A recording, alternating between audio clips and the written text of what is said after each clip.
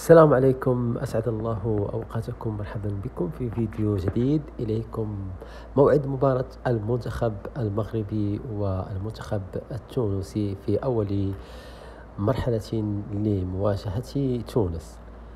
يدخل المنتخب المغربي اليوم الاثنين في معسكر تدريبي مغلق بمركز محمد السادس لكرة القدم بالمعمورة، ضاحية تمهيدا لمواجهة نظيره التونسي الجمعة المقبل على ملعب مركب فاز ضمن استعدادات أسود الأطلس لنهائيات كأس إفريقيا، والذي سيقام بتاريخ 21 ديسمبر و 18 يناير مقبلتين.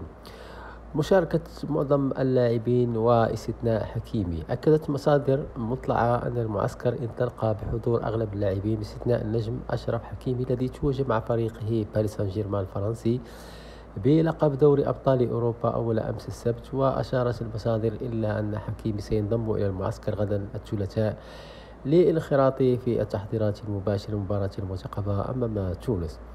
يواصل الناخب الوطني وليد الركراكي قيادة التدريبات، حيث برمج 5 حصص تدريبية في مركز المعمورة قبل التوجه إلى مدينة فاس الخميس المقبل عبر طائرة خاصة. والمتوقع أن يخصص الجهاز الفني حصص تدريبية مفتوحة أمام وسائل الإعلام على